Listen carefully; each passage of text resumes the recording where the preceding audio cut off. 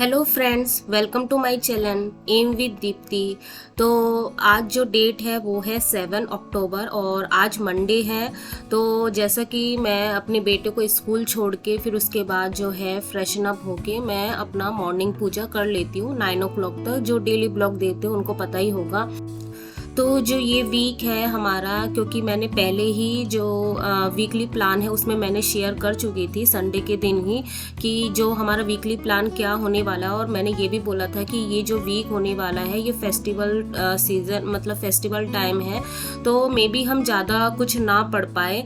और इसी वजह से ऐसा हुआ ना मेरा कि मैं ब्लॉग भी शेयर नहीं कर पाई। मतलब शूट तो कर लिया था मैंने, 1-2 दिन ही शूट किया था, वो भी क्योंकि मेरा एक बहुत ही ज़्यादा इम्पॉर्टेंट आप बोल सकते हो एक काम था। तो मतलब मेरी लाइफ का बहुत बड़ा बोल सकते हैं वो इम्पॉर्टेंट काम था। आगे आने वाली वीडियो में मैं आप लोगों के साथ ज़रूर शेयर करूँगी, क्योंकि इस ब्लॉग में वो शेयर नहीं किया हुआ है। तो मैं सोच रही हूँ कि मैं नेक्स्ट ब्लॉग में ही जो अपकमिंग जो वीडियो है उसमें शेयर करूँगी। तो बहुत ज़्यादा इम्पॉर्टेंट वो था, तो इसके कारण भी मैं काफ़ी बिजी हो गई थी।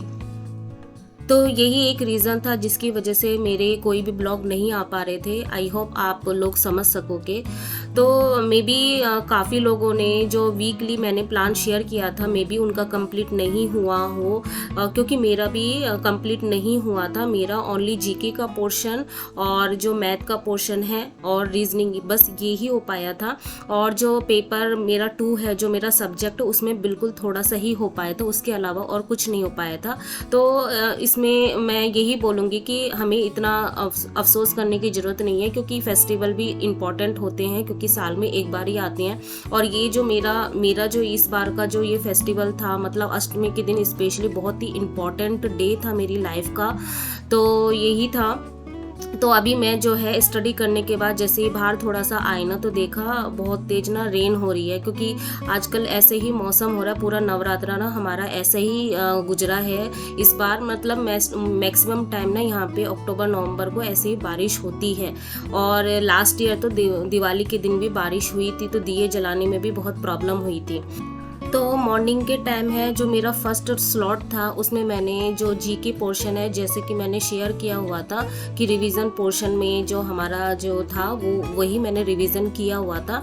और अब जो मैं कर रही हूँ ये मैं जो रानी मैम है उनकी वीडियो देख रही हूँ, टी वर्ड वाले। तो ये मेरा प्लान तो था कि मैं पूरा वीक आराम से कर लूँगी, क्योंकि मैंने ब्रेक कर करके मैंने प्लानिंग कर रखी थी। लेकिन फिर भी मेरा नहीं हुआ, क्योंकि अष्टमी के दिन से फिर उसके बाद और मेरे से हुआ ही नहीं, ना स्टडी हुई ना कुछ। बस जितना भी हो पाया मैं रिवीजन ही कर पाई, क्योंकि मुझे ये था कि घर का काम भी था बहुत सारा, क्योंकि आप जानती हो अष्टमी वाले दिन फास्ट भी होता है घर में। जो है आप लोग समझ ही सकते हो, जो भी हाउस वाइफ है घर का कितना काम होता है। तो इसी की वजह से ना फिर ज़्यादा स्टडी नहीं हो पाई, तो फिर रिवीजन पोर्शन ही ज़्यादा मेरा हो पाया। तो मैंने यही सोचा कि जब स्टडी नहीं कर सकते तो रिवीजन तो करना ही हमें चाहिए। तो एक हमारे फ्रेंड है, उनका एक कमेंट आया हुआ था, वो बार बार एक ही क्वेश्चन बार बार बोल रहे थे कि जैसे हमारा कोई भी सब्जेक्ट हो, तो जब सब्जेक्ट के जो साइकोलॉजी वाले क्वेश्चन होते हैं, जो पेडालॉजी के क्वेश्चन होते हैं, जैसे टीजीटी पीजीटी, जैसे टीजीटी में 10 नंबर के क्वेश्चन आते हैं और पीजीटी में 20 मार्क्स के, आई गेस मैं रॉन्ग नहीं हूँ। तो वो ये बोल रहे थे कि उसकी प्रिपरेशन के लिए हमें क्या करना चाहिए और मैं कहाँ से कर रही हूँ। तो डियर मैं यही बोलूँगी कि मैंने अभी तक फ़िलहाल कुछ भी नहीं सोचा हुआ है, लेकिन मैंने जो प्रीवियस ईयर का जो पेपर देखा हुआ उसके हिसाब से ज़्यादा कोई हार्ड लेवल का नहीं आता है। और अगर हमें प्रिपरेशन करनी भी है तो मैं जो करने वाली हूँ वो यही करने वाली हूँ। एक तो जो यूट्यूब से मैं पढ़ने वाली हूँ, जो हिमांशी मैम है, तो जैसे अगर जिसका सब्जेक्ट होता है ना वो उस सब्जेक्ट को फॉलो कर सकता है। जैसे वो मैथ के भी करवाती हैं, जो भी सब्जेक्ट है, हिंदी जो है, सोशल है, उन सबके जो सब्जेक्ट वाइज जो साइकोलॉजी वाले क्वेश्चन होते हैं, पेडालॉजी के क्वेश्चन होते हैं, वो बहुत अच्छे से करवाती हैं। दूसरा प्लस मैं ये करने वाली हूँ कि जैसे जो हमारे बीएड के टाइम पे जब हमने सब्जेक्ट चूज़ किया हुआ था, तो हमें जो पेडालॉजी की बुक्स मिली हुई थी सब्जेक्ट वाली कर लेनी है, क्योंकि जो भी टीचिंग एग्जाम जो भी एस्पिरेंट है उनके पास उन्होंने ज़रूर बीएड कंप्लीट किया हुआ है, तो ऑब्वियसली उनके पास वो बुक्स होनी चाहिए। तो वो बुक्स ही आपके लिए वैल्यूएबल है, क्योंकि इसमें हमें इतना डेप्थ लेवल का नहीं करना है। जैसे सीटेट में हम बहुत ज़्यादा डेप्थ लेवल का पढ़ते हैं, या केवीएस के टाइम पे जो हम इतना डेप्थ लेवल का पढ़ते हैं, क्योंकि उसमें CDP आती है और उसमें साइकोलॉजी, पेडोलॉजी, बहुत सारी चीज़ें इन्वॉल्व होती है। एजुकेशन पॉलिसी पढ़नी पड़ती है, पढ़नी हमें इसमें भी है, लेकिन उतना नहीं पढ़ना है जितना जो KVS में पूछा जाता है या हमारे CTET में पूछा जाता है। बाकी आप अपने हिसाब से कर सकते हैं, लेकिन मेरा यही है कि मैंने जो प्रीवियस ईयर पेपर देखे हुए उसी हिसाब से मुझे ये लगता है कि हमें उतना डेप्थ लेवल का नहीं करना है। और बुक से आप थोड़ा सा पढ़ लीजिए, क्योंकि हम भूल चुके होते हैं, लेकिन इतना हार्ड नहीं आता है। और अंडरस्टैंडिंग अच्छी करने के लिए मुझे हिमांशी मैम अच्छी लगती है, तो मैं KVS के टाइम पे भी उन्हीं को ही फॉलो करती थी। मुझे उनका समझाया हुआ अच्छा लगता है। मेरे ख्याल से उनके इतने सब्सक्राइबर है, मेरे ख्याल से सारे जो भी पढ़ते होंगे साइकोलॉजी, अगर पढ़ता होगा टीचिंग की, पेडोलॉजी के लिए, उन्हीं को ही फॉलो करता होगा, तो सब लोग उनको जानते ही होंगे। तो आप उससे कर सकते हो।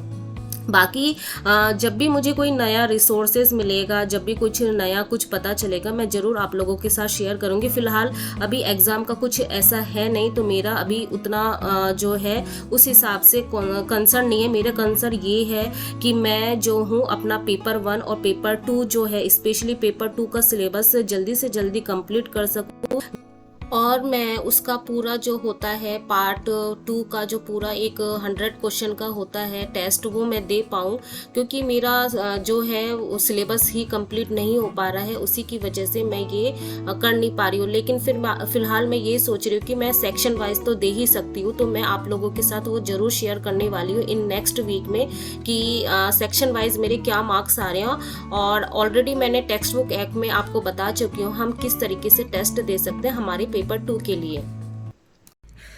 तो नेक्स्ट जो हमारा वीकली प्लान रहने वाला है वो है 7 अक्टूबर से 12 अक्टूबर। तो हाँ, इस वीक में हमारे फेस्टिवल हैं, जैसा कि 7 अक्टूबर आज जो है मंडे है, तो आज पंचमी है, तो फिर इस वीक तो पूरा हमारा फेस्टिवल ही होगा। फिर भी कोशिश करो, क्योंकि इसमें मैंने ज़्यादा चीज़ें ऐड नहीं की है, मैक्सिमम चीज़ें हैं वो रिवीजन मोड में ही हैं। तो आपकी क्या है, मतलब इस वीक को हम इस तरीके से फॉलो करेंगे तो हमारी स्टडी कंटिन्यू भी रहेगी और ब्रेक भी नहीं आएगा, और हम फेस्टिवल को एंजॉय भी कर पाएंगे। ठीक है।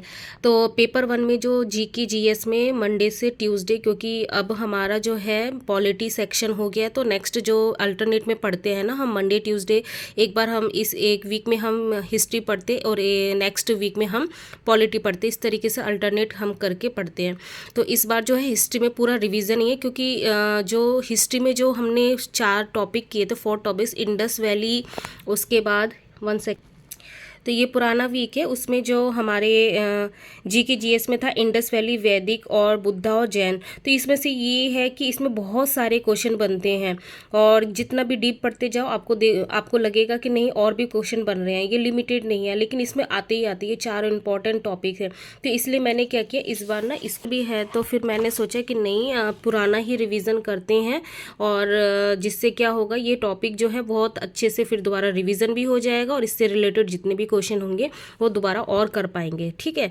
तो ये हो गया मंडे ट्यूसडे। उसके बाद है वेडनेसडे थर्सडे को, जो है मैंने बहुत ही इजी टॉपिक चूज़ किया इस बार ज्योग्राफी में, मैं लिखना भूल गई, 1 सेकेंड। तो ये जो टॉपिक है, क्योंकि वेडनेसडे थर्सडे को हम ज्योग्राफी पढ़ते हैं, तो इसमें भारत का भौगोलिक परिचय, तो बहुत ही इजी टॉपिक है, लेकिन हाँ बहुत इंपॉर्टेंट है, इसमें से बनते ही बनते क्वेश्चन है। ठीक है, इसलिए ये चूज़ किया है, क्योंकि इजी टॉपिक है और फेस्टिवल का टाइम है, तो हम ज़्यादा स्टडी कर नहीं पाए, लेकिन मिनिमम मैं यही बोलूँगी 6 आवर स्टडी आप करें ही करें। ठीक है। उसके बाद आ जाते हैं हम Friday to Saturday. Friday Saturday में भी इजी टॉपिक ही लिया, भारत के पर्वत और बांध, इसलिए लिया हुआ है क्योंकि जब हमने पिछले वीक जब हमने रिवर किया हुआ था, तो आप देखोगे रिवर जो है उससे रिलेटेड ही भारत के पर्वत भी आ जाता है। बांध जो है, स्पेशली बांध तो रिवर से रिलेटेड है कि कौन सा बांध है, किस रिवर से कनेक्शन है, ये सारे कनेक्शन एक दूसरे को कनेक्ट करते हैं, इसलिए मैंने ये टॉपिक चूज़ किया। आप चाहो तो एक ही टॉपिक कर सकते हो। फिर उसके बाद रीजनिंग में, जैसा कि कंटिन्यू हमारे 2 वीक्स में जो है रीजनिंग के, अगर कोई वीडियो मैम के वो फॉलो कर रहा हो 2 वीक से हम जो मैम की वीडियो फॉलो कर रहे हैं तो वो फिनिश हो चुका। तो अब क्या है, ओनली रिवीजन का टाइम है। जब भी अटक रहे हो तभी आप वीडियो देखो, अदरवाइज जो नोट्स बना रखे हैं उसी से रिवीजन करके कोई भी किसी से भी मॉक टेस्ट दे के प्रैक्टिस करना स्टार्ट करना है, क्योंकि रीजनिंग ऐसी चीज़ है जिसमें प्रैक्टिस बहुत ज़्यादा इंपॉर्टेंट। कितनी ही थ्योरी पढ़ लो उससे वो नहीं हो पाते, क्वेश्चन नहीं बन पाते। क्योंकि मैं कुछ दिनों से रीजनिंग के मॉक टेस्ट दे रही हूँ, लेकिन फिर भी मेरे मार्क्स बिल्कुल भी गेन नहीं हो रहे। और अभी ऐसा हाल है ना कि ये जो 5 सब्जेक्ट है हमारे पेपर 1 में, उसमें सबसे कम नंबर मेरे रीजनिंग में ही बन रहे हैं, वो इंक्रीज़ ही नहीं हो पा रहे। तो ये प्रैक्टिस मांगती है, क्योंकि उसमें जो एनालॉजी होती है, मिसिंग नंबर होते हैं, ये क्वेश्चन करते करते दिमाग में क्लिक होगा, ये ऐसे नहीं हो पाएगा। ठीक है, तो इसलिए इसमें प्रैक्टिस डेली करनी पड़ेगी आपको। ठीक है, तो प्रैक्टिस मॉक टेस्ट जो है आप टेक्स्ट बुक ऐप से दे सकते हैं, या फिर और भी जो मैंने एक फ्री ऐप बताया था उससे भी आप कर सकते हो। ठीक है, उसके बाद मैथ में आ जाते हैं CISI। या तो आप ये कर सकते हो, प्रीवियस जो भी चैप्टर हो उनका रिवीजन कर सकते हो, या मैंने ऐड किया है CISI, क्योंकि इसमें ओनली फार्मूला जो है वही मुझे रिवीजन करना है, बाकी तो कॉन्सेप्ट क्लियर है।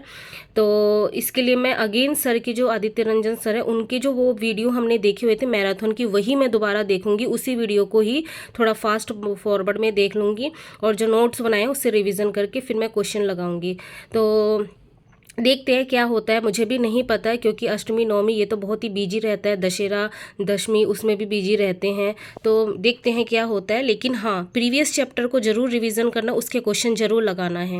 ठीक है, इंग्लिश में भी इस बार मैंने वोकैब में ओनली टी वर्ड ऐड किया हुआ है, क्योंकि टी वर्ड बहुत बड़ा है, और सारी चीज़ें हैं ना रिवीजन में ही मैंने रखी है। जैसे हमने पिछले 2 वीक से कंटिन्यू PQRS ये वर्ड हमने कंप्लीट कर ली, इसका रिवीजन करना है, और 60 ग्रामर रूल इसका रिवीजन करना है, जिसके नोट्स मेरे पास बने हुए हैं। तो मैं अभी नोट्स से करूँगी, और जब घर का काम करते हुए टाइम मिलता है, जैसे बर्तन वगैरह धोना होता है, तो मैं उस समय मैम की वीडियो देख लेती हूँ, तो कुछ रिवीजन हो जाता है मेरा।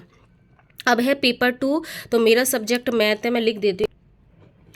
तो पेपर 2 में मेरा सब्जेक्ट मैथ है, तो मैंने इसमें जो है न्यू टॉपिक जो ऐड किया वो है, क्योंकि ये पूरे वीक चलेगा, इसलिए मैंने छोटा सा ही सही एक नया टॉपिक ऐड किया है, थ्योरी ऑफ रियल इक्वेशन। और ये मैं सर की जो मतलब वीडियो है आपके GD सर है, उनसे फॉलो करने वाली हूँ। ठीक है, तो उनकी कुछ वीडियो उसको 1 वीक में हम आराम से, अगर 1-1 घंटे भी करें तो आराम से कर सकते हैं। बाकी जो 4 आवर्स है, क्योंकि मैं पेपर 2 में 5 आवर्स देती हूँ, लेकिन अभी फेस्टिवल का टाइम है तो मे बी 4 आवर्स ही दे पाऊँ ओनली। तो रेस्ट टाइम जो होगा ना, मतलब मेन टॉपिक है, मेन बात ये है कि न्यू टॉपिक जो है इसमें मैं 1 आवर दूंगी, बाकी का ये दोनों जो है मैं प्रैक्टिस में ही करूँगी, क्योंकि बहुत मुश्किल से मैंने ये जो है टॉपिक कंप्लीट किए हुए हैं, तो ये भूल नहीं जाऊँ। तो कंटिन्यू इसको रिवीजन करना है और प्रैक्टिस करना है, चाहे एक क्वेश्चन ही से ही आपको करना है सारे टॉपिक के, जिससे वो कॉन्सेप्ट आपके माइंड में बने रहे। तो इस वीक का ये था प्लान,